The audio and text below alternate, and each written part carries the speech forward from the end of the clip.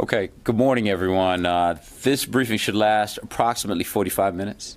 Today, we have the Commander, General Joseph L. Votel, the Commander of U.S. Central Command, to provide an update on U.S. Central Command's mission. Sir, the floor is yours. Thanks, Kay. Appreciate it. And good morning to everyone. I appreciate the opportunity to provide an update on U.S. military activities in the Central Command area of responsibility, particularly as they relate to our South Asia strategy and the ongoing campaign to defeat ISIS in Iraq and Syria. At the conclusion of my brief remarks, I'll be happy to answer as many questions as time will allow. While I'm here to tell you our efforts in Afghanistan are showing progress, it is important to highlight that much work and fighting remains. The Afghan security forces are improving, but require time and support to contend with both Taliban and Islamic State fighters. They are fighting and they are taking casualties, but they are also very offensive-minded, inflicting losses on the Taliban and ISIS-K daily while expanding their capabilities and proficiency every day. There is cause for cautious optimism and evidence that the President's South Asia strategy is working. The most dramatic evidence of this was manifested recently when our conditions-based approach allowed President Ghani and the Afghan National Defense and Security Forces to set the conditions for the first ever nationwide ceasefire. Although the ceasefire was temporary, all parties respected the terms and there were no reported breaches. The ceasefire demonstrated the increased desire for peace, not only from the Afghan people, but also from the belligerents in the conflict. We saw numerous instances of this during the ceasefire, and we have seen many since its conclusion, even in the midst of ongoing combat operations. Our campaign approach of increasing military pressure provided the time and space for diplomatic and social pressure to pursue this opportunity. Examples of other ongoing military pressure include increased kinetic strikes in support of the Afghan National Defense and Security Forces, targeting of Taliban revenue generation mechanisms, and making great progress in expanding our train, advise, and assist mission. All 6 Afghan National Army Corps have been frequently engaged in offensive operations simultaneously, and at one point this spring, they were conducting offensive operations in 13 of Afghan's 34 provinces at the same time. This is testament to the great work by not only our forces, but also others in the NATO-led coalition. The Afghan National Defense and Security Forces are orchestrating unprecedented reorganization this year, moving over 30,000 border police and Afghan National Civil Order Police from the Ministry of the Interior to the Ministry of Defense, and initiating a territorial army project for long-term local security. Through implementation of the inherent law, they are replacing older leadership with a new generation of Afghan officers and commanders whose principal experience is driven by their relationship with the United States and other coalition forces and in association with our modern military education, training models, and practices. And despite the security challenges, the Afghans persisted in registering nearly 9 million people for the upcoming parliamentary elections, 70% of the eligible voters. Since the Afghans took the lead for their own security in August of 2014, we have seen strong continued international support for the Resolute Support Mission. This year, 29 of 39 NATO allies and partners increased their military or financial commitments to the campaign. Significantly, we welcomed our Gulf partners from the United Arab Emirates and Qatar to the Resolute Support Mission. At the recent NATO summit, international partners agreed to extend funding for the Afghan security forces through 2024. This is noteworthy and will provide us both time and resources to fulfill the intent of the President's South Asia strategy.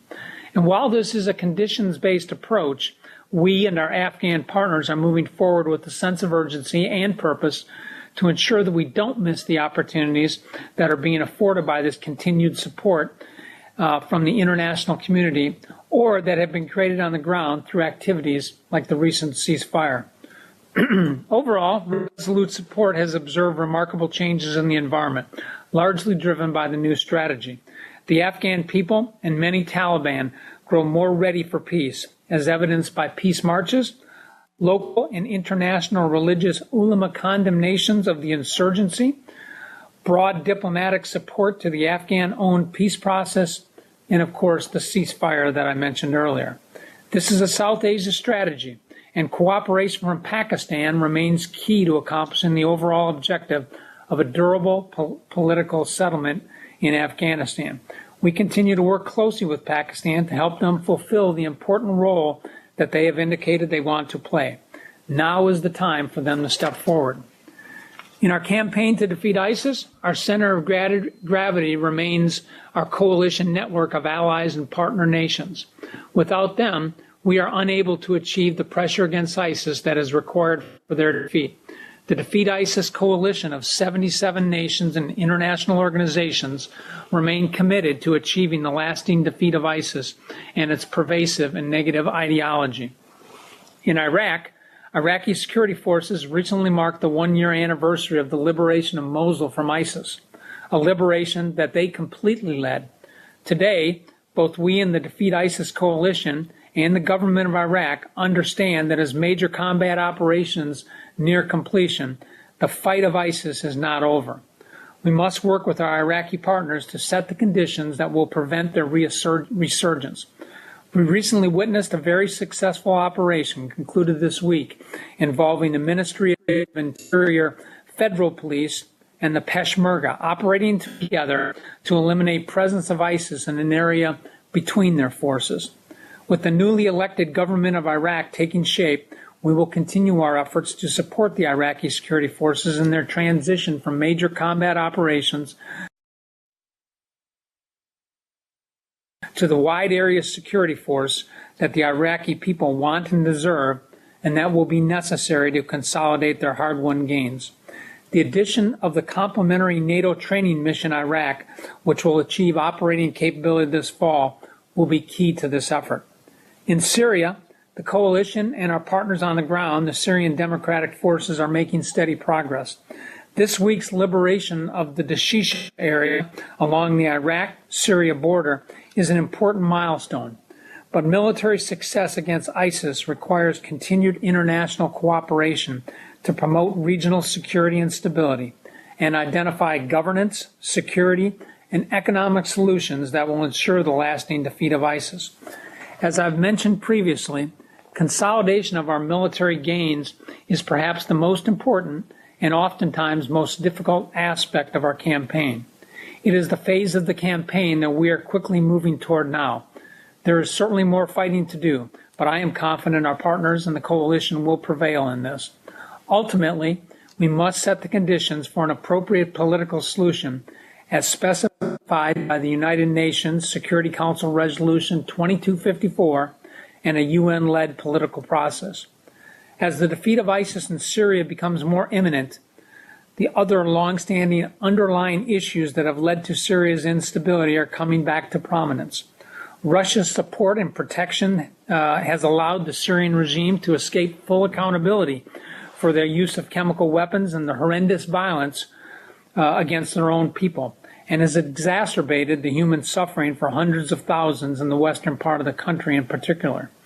We do continue our communication and deconfliction with Russian Federation commanders to ensure safety of our forces and compliance with our U.S. international obligations. This continues to be a largely professional military exchange. Iran's continued malign presence in pursuit of their unilateral objectives threaten not only Syria, but Syria's neighbors, and prolongs resolution of the conflict. To ensure long-term stability, security, and effective governance for the people of northeast Syria, we recently began conducting independent coordinated patrols with our NATO ally Turkey near Manbij to implement a diplomatically agreed arrangement that addresses our mutual security interests. As part of the diplomatic roadmap, we will soon begin the necessary training to conduct joint combined patrols along portions of the demarcation line in this extremely complex environment. Let me close today by acknowledging the sacrifices that not only our American forces have made in these theaters, but also those of our coalition partners, and particularly the Afghan and Iraqi security forces and our partners in northeast Syria. We don't for a minute minimize the continued risk and danger that all of our forces are exposed to as we pursue our common objectives. Specifically this morning, our thoughts go out to the 4 American service members and their families and units who lost their lives in the last week in the CENTCOM AOR, 2 of them from combat action. I understand that there are many areas of interest in this very dynamic and complex region that I cannot cover in a short statement such as this. So at this point, I'll be happy to answer any questions that you might have. Okay. Sure, thank you very much.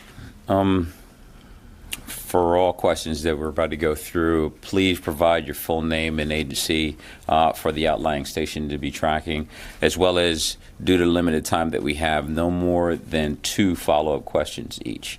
We'll start off with Bob. General Votel, this is Bob Burns from AP. You mentioned Russian involvement, Russian activity in Syria. Can you say what, if any, arrangements you've been advised of through your chain of command about U.S.-Russian agreements on Syria as a result of the Helsinki summit? Thanks, Bob. For us right now, it's kind of steady as she goes. We have received no further direction than we've currently been operating under, and as I mentioned in my remarks, we continue our communication and deconfliction with the Russian Federation commanders to ensure protection of our forces, of our respective forces, and to meet our obligations. But we have received no specific direction at this point. Thank you. Oh, ma'am. Lori Milroy, Kurdistan 24. Thank you, sir, very much for this. I have a question about you mentioned the combined operation earlier this week between the Peshmerga and the Iraqi security forces. Are you concerned about the Iraqi government's ability to control those areas and prevent the reemergence of ISIS, particularly in light of the diversion of counterterrorism forces further south to deal with the protests in Iraq? Thanks for your question. No, I'm not particularly concerned about this, and I think this week's very successful operation between the federal police and the Peshmerga, I think, is illustrative of this. They went through a very deliberate planning process for this. The coalition was able to be in a position where we could help and facilitate that. And then when it became time to execute, they executed with I think, a level of professionalism here. So I think this bodes well, and I think this is a good development. We are certainly aware, and as we've always talked about, as ISIS was pushed out of these areas and lost their ability to govern and exert their sway over the population, that they would return to some of their more traditional terrorist type tactics, and we certainly see that in some localized areas. I'm not ready to declare that an ISIS comeback or a resurgence at this particular point. It's certainly something that we are talking about with our Iraqi security force partners. They are very well aware of it, and they continue to address that, as they continue to address other security situations that are developing around the country, as you just cited. Ultimately, I would just add that the key to all of this is our stabilization efforts, and being able to pursue those efforts and return people to their homes, build up the economic opportunities, and again get people settled back in. This is a very, very important thing, and I do think this is an area where the government of Iraq and the international community remain very, very focused. Thank you. Do you anticipate more joint operations between the Peshmerga and the Iraqi security forces in the future? Well, I think we certainly hope there will be. These are always very good confidence-building measures here, and so confidence begets confidence, and it allows us to move forward in these areas. So I hope that we will. A successful operation this week, where they jointly operated together, cooperated, collaborated quite well. I think sends the right signals, and I think it does create the conditions that allow these two elements of the Iraqi security forces to work together effectively in the future. Sir. Tom Bowman with NPR. General, I wanted to get back to the Helsinki Agreement. The Russians are saying that there'll be cooperation with the U.S. No sense of what exactly that means. I'm just wondering, do you think you can cooperate with the Russians, since you seem to be working at cross purposes? They're going after anti-Assad rebels, you're going after ISIS. And secondly, is what I understand, since 2014, when Russia grabbed Crimea, the U.S. military has been prohibited by law from cooperating with the Russians. So talk about that kind of a hurdle. And if that's the case, is this going to be a State Department cooperation with the Russians as opposed to the military? So you know this year all year. I know. Yeah, thanks, Tom. First off, let me just reiterate that no new guidance for me as a result of the Helsinki discussions as of yet, and we remain in very good communications with the department here, and when that time comes, we'll certainly respond to it. It is true the National Defense Authorization Act has.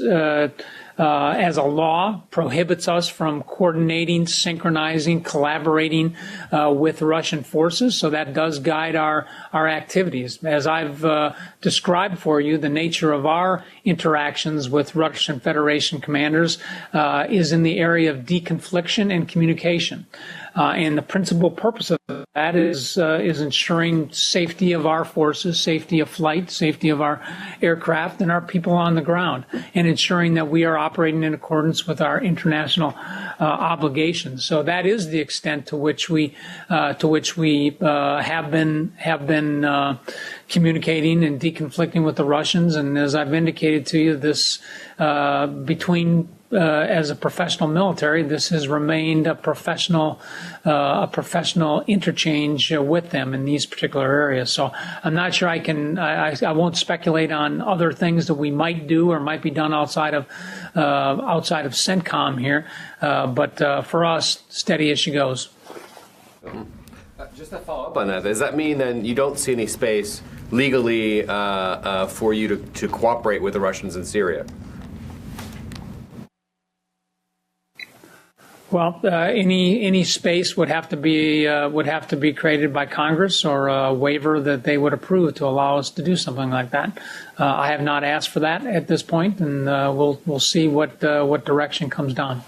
And this is Phil Stewart from Reuters. And then just to follow up on your comments on Pakistan, you said that now is the time for them to step forward to assist with the Afghan peace process or peace initiative. And I'm just wondering, what have you seen so far from Pakistan, and what do you need to see? There's some deadlines coming up. Thanks. Yeah, thanks. So, we remain, I maintain a very robust relationship with my counterpart, the Chief of Army Staff. We talk frequently, virtually every week, and that has persisted for a long period of time. I'm certainly not the only one that is communicating to them. There are others throughout this, but it's important to continue to talk. And as I've highlighted in my remarks here, we are seeing some very unprecedented and unique opportunities, most recently created by the ceasefire. And we've seen certainly the thirst of the Afghan people, and I would extend that to some of the belligerents here for peace. President Ghani has made some very courageous offers. His offer to move forward with the ceasefire and to meet with the Taliban and under kind of a no conditions based approach here, I think think are very courageous opportunities that exist before us.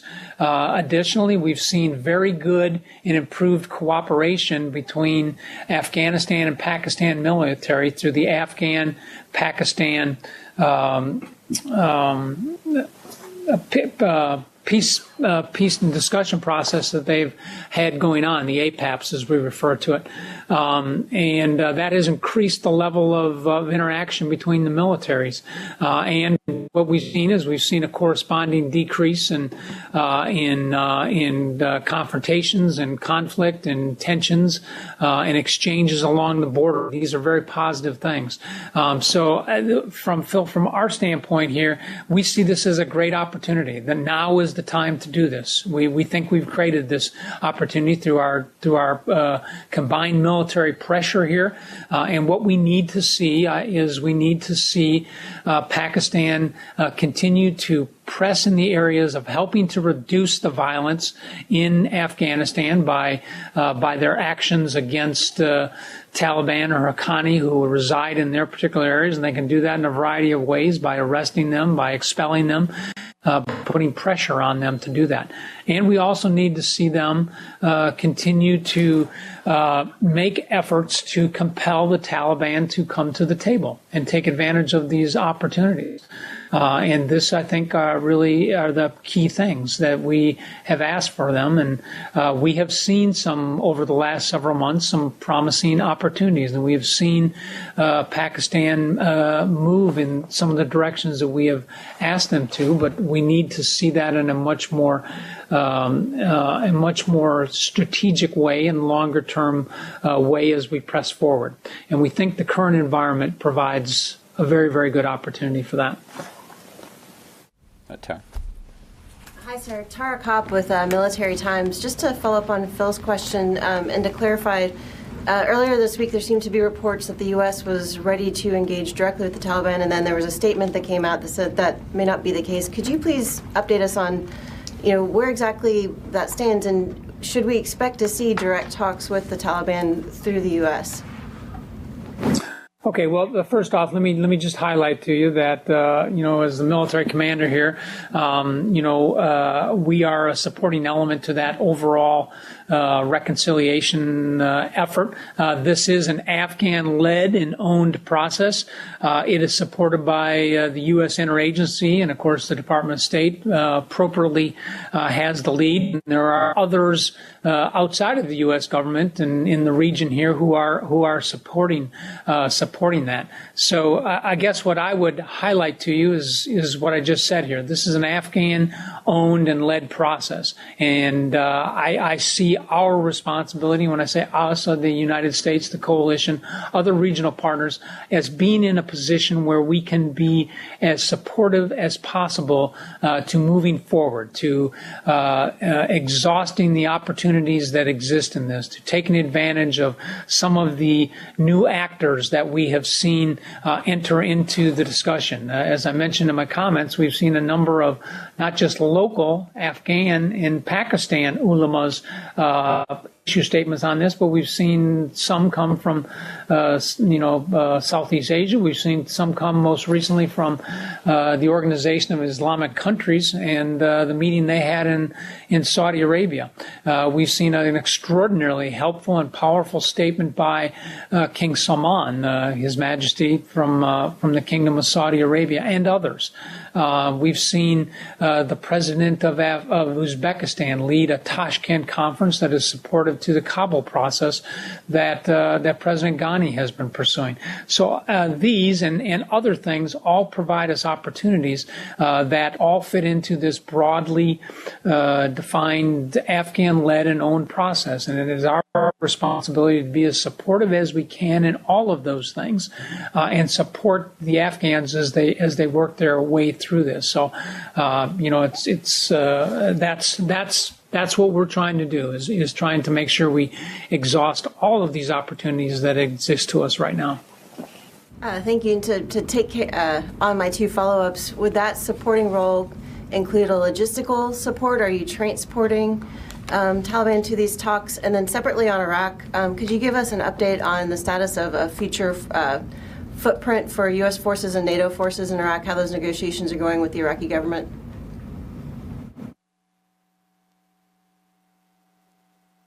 Sure. So, we'll see. We haven't had any particular requests of the nature that you just mentioned, logistic stuff there. There's certainly nothing we can't consider. We'll look at everything that's asked of us and ensure that it's being done in accordance with our policy and with the full knowledge of the leadership as we move forward. But again, our objective is to be as supportive as we can. Your other question, I just want to make sure I understand. If you could just state it again, please. Sure. Moving forward to maybe a more permanent presence or a more supporting presence in Iraq, what sort of negotiations are going on with the Iraqi government now for a future U.S./NATO footprint there? Let me just address the NATO piece here. Obviously, we're obviously very, very supportive of that. The government of Iraq has been very, very supportive of this, and this initiative, which largely grew out of our Secretary of Defense and the Secretary General of NATO, I think is something that we see as very complementary to our efforts here, and I think that will have an impact on the institutional development of the Iraqi security forces and help with some of the ongoing security sector reform efforts that have been underway that the Iraqis have largely diagnosed for themselves.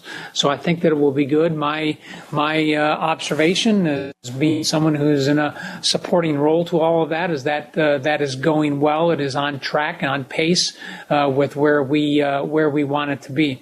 With respect to continuing the coalition presence, the U.S. and coalition presence in Iraq, this, of course, has been a long-standing discussion with our Iraqi partners as the government goes through its formation. Right now, we have seen no indications that have made any changes to any of the things that we previously have talked about. And of course, we are in Iraq at the invitation of the government of Iraq, and we are pursuing the things that they have asked us to provide assistance on. And so, as we move forward, I expect that we will continue to do that. It's my belief that the way that we have operated here in Iraq and using our by, with, and through method has put us in a very good position to continue to be a good supporting partner to the government of Iraq. And I think that goes for the other coalition members as well. And it's always, I think, helpful for us to remind ourselves that we are there at the invitation of the Iraqi people, and they are expressing their will through the elections, and will continue to operate from that perspective. As we move on to the next person, at this current pace, we'll be busting time, so I'd like to limit it to just one follow-up. If there's additional afterwards, we'll take it and we'll coordinate with CENTCOM. Ma'am, on the end. Okay, Missy Ryan from the Washington Post. General Votel, thanks for being here today. It's good to hear from you for doing this today. I have just a clarification on Helsinki and then a Yemen question. On Helsinki, you said there had been no further guidance as to whether or not there had been any understanding or arrangement on Syria in the Helsinki conference. Does that make things difficult for you as the CENTCOM commander? You're responsible for Syria, and yet 3 days later there isn't clarity on whether or not there's any change on Syria or potential change. And then my question on Yemen, there have been a number of reports about sort of horrific abuses of prisoners at prisons managed by the U.S. military partner, the United Arab Emirates, in Yemen. Did CENTCOM have information about these apparent abuses prior to these stories being reported by the AP? And does it trouble you that this apparent abuse is happening by a U.S. military partner in Yemen? Thank you. First off, with respect to your question about making it more difficult for us as we wait for something that might come out of Helsinki, the answer is no. Our mission is very, very clear. It is focusing on the defeat of ISIS and then helping our partners in both Iraq and Syria stabilize the situation, and specifically in Iraq, help create the platform that can lead to to a long-term political solution through the UN process. So it hasn't changed anything that we are doing. I think we're extraordinarily adaptable here, but we're also very, very clear in what our mission is, and we continue to pursue that with purpose. On Yemen, we certainly pay very, very close attention to any allegations as these became aware, as they were highlighted. We certainly talk with our partners on the ground and trying to understand that. I have had a chance to talk with my counterparts with respect to that, and of course our forces that operate in that area. I am satisfied that that appropriate investigations are underway to determine the facts associated with this, and of course the Emiratis have been good partners to us for a long period of time, and we have the confidence that they will continue to operate in a manner that befits their values and ours, and we expect that that's going to take place. We have every reason to believe that they will continue to do that. So we're aware of this, and I think our partners are doing the appropriate activities to make sure they follow up on this, investigate it fully, address where there might have been some problems, and then sustain the good approaches that they're taking. Corey? Sir, Dan Lamoth with the Washington Post here. I wanted to ask you sort of a two-part follow-up on Afghanistan. The first piece is we've seen reporting that the White House or the administration has asked for a new look at the Afghan strategy or the South Asia strategy now that we're close to a year in. Can you elaborate at all on what you've been asked to do? And sort of the second piece to that is you're coming up on a year. What is DOD doing or what is CENTCOM doing to look at that strategy on its own? Well, I think what you just mentioned are really one and the same thing here.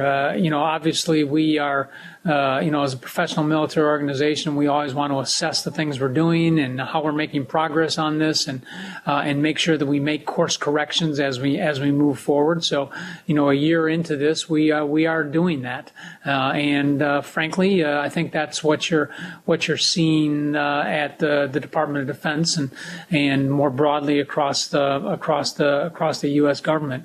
I view this very much in the lens of an assessment of how has this gone so far. Where are we making progress, and where are we not making the progress that we had hoped to make here, and how do we adjust our actions and activities to make sure that we continue to move forward. So I consider this to be something that's kind of normal in the course of this, something we expected, and we're well integrated with the Department of Defense. That's obviously our principal interlocutor into this, and they obviously will talk with others outside of the Department of Defense as we pull together a more comprehensive assessment of how the strategy has gone through the course of the first year. Logical follow-up question. Do you anticipate any significant course corrections or changes at this point? I'm not anticipating any right now. As I look across all the different things we are doing, from regionalizing the conflict, the realignment that's taking place within the Afghan security forces, the application of the additional authorities that we've had, the reinforcement that has taken place with the movement of additional resources to support General Nicholson and his forces, and certainly the efforts on reconciliation. We see a lot of things that are moving in the right direction. There are some things that are not moving as fast as we would like, and we'll continue to focus on those things. But I don't envision something that I see right now that would likely lead to a major change in the overall strategy, which I believe is showing progress. Jeff? Thank you. General, Jeff Shogel with Task and Purpose. The veteran community refers to the wars in Iraq and Afghanistan as forever wars. From where you sit, do you expect that a new generation of children will grow up to have to fight in Iraq and Afghanistan? I'm not sure I'm qualified to make that kind of assessment here, but I guess what I would just highlight for you, Jeff, is that these things often take time, and I do recognize we've certainly been in Afghanistan for a long time, and of course we're back in Iraq for a second time here, second or third time I should say, addressing some of these problems. So I think this is a reminder that these things often take time, and I think as you look at other examples around the world of where we have seen these insurgencies or the threat of terrorist organizations, these oftentimes do take time. So, we've been very successful over the last almost 2 years here in a place like Iraq and Syria, where we reduced the physical caliphate, but we've always acknowledged that the networks will go to ground. They will continue to return to some of their terrorist roots. They will continue to try to exert influence and re-exert their networks. And so we've got to continue to keep pressure on this. And I think that is something that we're going to have to do as we continue forward, whether that involves the next generation of American or other children coming from coalition partners or others who are interested in this. I wouldn't speculate on that, but I do know right now it's important to keep the pressure on this and consolidate and take advantage of where we've made gains and continue to apply pressure in the areas where we must. The U.S. military has had 15 years in Iraq and 17 years in Afghanistan. How much more time do you need? Well, I'm not gonna speculate on any specific amount of time here. We view these as conditions-based operations. That's the way that we operate. I maintain a very robust discussion with the leadership in the department about where we're making progress and where we're not in our respective campaigns and the things that we need to do and the things that I need to do to move forward. And I believe I've been extraordinarily well supported in that. We do understand the impact that continued operations has on readiness for our services, and frankly, the services have continued to be magnificent in supporting CENTCOM and other combatant commanders, I would add, for their thing. So I'm not going to speculate on any particular time. These are going to be policy decisions that are made at levels above my pay grade. My job is to focus on the military tasks that we have been assigned and ensure that our leadership, our civilian leadership, is well informed on the things we are doing, the progress we're making in the areas in which we need to continue to move forward. And I feel very confident that I have that access and that ability to communicate those things. Okay. Ma'am, your question. Hi, General. This is Nancy Youssef from the Wall Street Journal. On one of the Sunday shows, John Bolton, the National Security Advisor, said that the U.S. would stay in Syria until ISIS had been defeated and it had stopped Iranian expansion. My question to you is, what militarily is the U.S. doing to try to stop Iranian expansion in Syria, given that we've been told that the mission is primarily defeat ISIS-1? And how much does the Iranian footprint in Syria shape your decision-making in terms of the U.S. presence in Syria?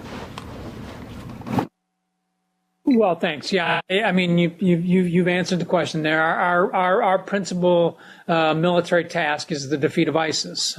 So the coalition that I lead, that General Funk leads on the ground for us in Iraq and Syria, is focused specifically on that mission. We don't have a mission that is directly focused on Iran. That said, there are opportunities for us to indirectly influence their activities by our presence, by the pursuit of our ongoing operations that I think disrupt and make it difficult for them to pursue their unilateral objectives. And to the extent that that is helpful to the overall situation, I'm glad for that. But our mission here remains focused on that. With respect to much more broadly about Iran, as I think you have heard me say, and I've said several times, we do consider Iran to be the most destabilizing actor across the region. And our efforts across the region have been focused on, exposing their activities and then working with partners to stop or disrupt them. I would remind all of you that it is Iran that is attempting with Lebanese Hezbollah and their other militia groups to emplace capabilities that threaten the safety and security of Israel, forcing them to take action. I would remind you that it is Iran who is supporting the Houthis and who are launching extended-range missiles against major population centers in Saudi Arabia, endangering not only Saudi citizens but the international community that lives there. It is Iran who backs the Houthis, who are effectively blocking the proper distribution of humanitarian aid and critical medicines to address one of the largest outbreaks of cholera on record in the world that's playing out right now. And it is Iran who is providing the capabilities in the Bab el-Mandeb, the fourth most heavily traveled strait in the globe, around the globe, and in the lower Red Sea that threaten international commerce and passage through international waters, with coastal defense cruise missiles that they have provided and trained to them, with explosive boats, with mines, with other capabilities they've done. So I could go on, but I think you get the gist here. Iran's activities across the region are not helpful, and they are promoting instability in a way that that is affecting the region significantly. The U.S. is having indirect. I get a follow-up. In order to get everybody's opportunity. When you say that Iran has indirect influence, you're indirectly influencing Iran and Syria. Can you explain what that would look like? And do you support negotiations between the SDF and the Assad regime in places like Raqqa, even if that potentially does not stop Iranian expansion?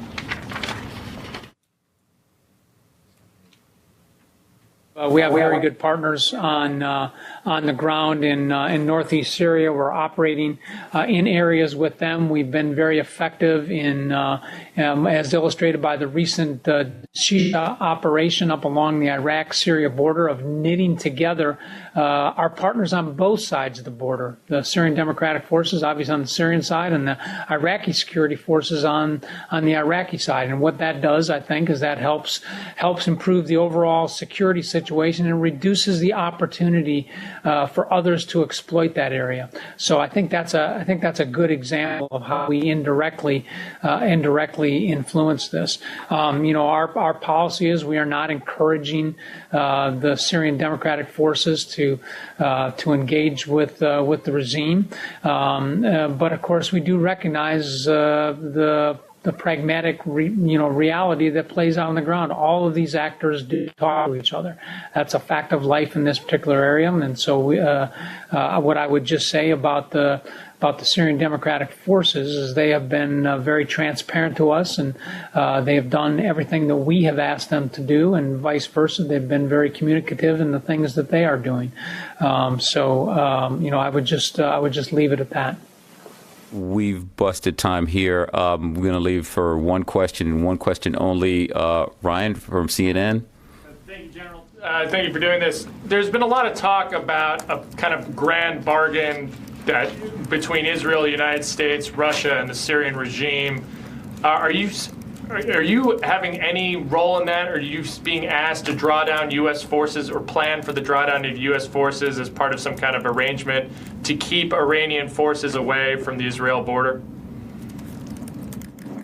The direct answer is no. I'm not. Haven't been asked to do anything along any of those guards. I'm not privy to any kind of grand bargain discussion or anything like that. So my mission remains very, very clear to me. It's focus on completing the mission that we were sent there for, which is the defeat of ISIS, and again, helping to stabilize the area, consolidate it, provide a platform so that we can move forward through a peace process that is supported by the UN's Security Council resolution and a UN-led process. Ladies and gentlemen, yes, we have to be respectful of the General's time. Both myself and Commander Robertson will remain back to take any additional questions you'll have. Sir, thank you for your time. Do you have any final words you want to share with the group, sir?